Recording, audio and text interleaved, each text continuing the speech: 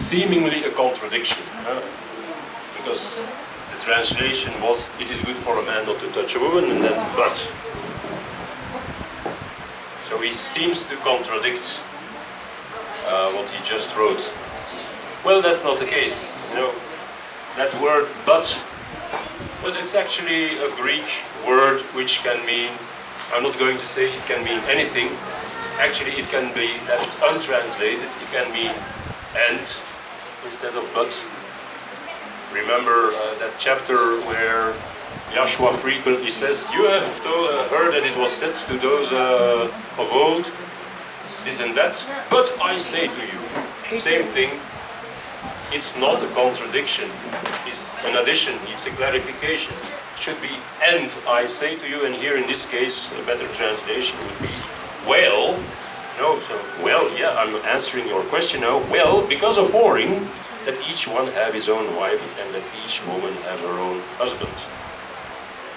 That the husband render to his wife what is her due, and likewise also the wife to her husband. Where did Paul get this? Let's go to Genesis 2:24. Genesis 2:24.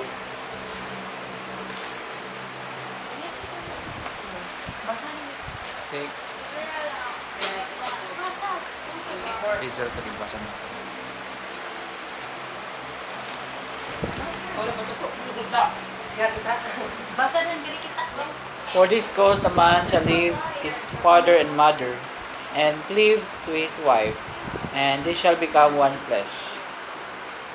One flesh. So they must become one flesh. They must have relations. Let's also go to Exodus 21, verses 10 and 11. Exodus 21, 10 and 11. Tolik.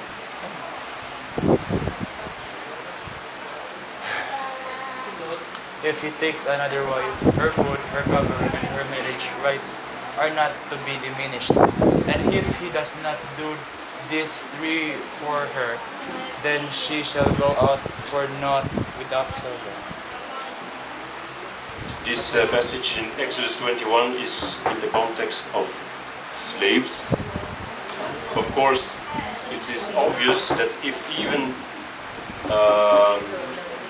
a woman who is a slave can go out for naught without silver, if her husband does not give her food, her covering, and her marriage rights, it's obvious that, self-evident that this is true also for wives who are not slaves. If even, I would say, if even a woman who is a slave has this right to go out, meaning to leave her husband for free, for naught. So she does not have to pay anything because he is at fault, he does not do his duty for his wife. So if this is the case for slaves, then obviously this is also the case for free women, a wife who is not a slave. So this is where Paul got it. Yahweh himself says they shall become one flesh. And here in Exodus 21, he must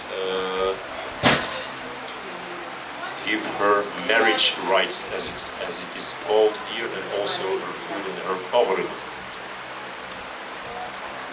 So that is part of marriage. Part of marriage.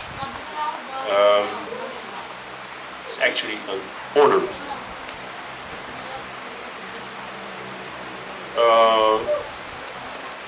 Maybe I should refer to what Catholics think about it. They think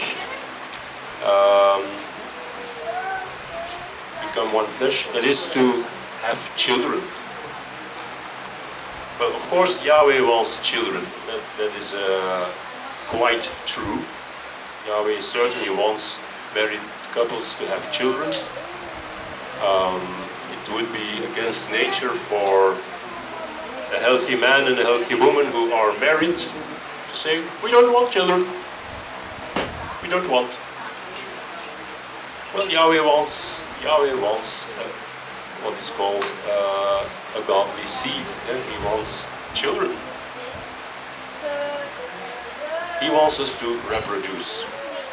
But unlike Catholic doctrine, this having relations is not limited just for the sake of, let's say, procreating, of having children.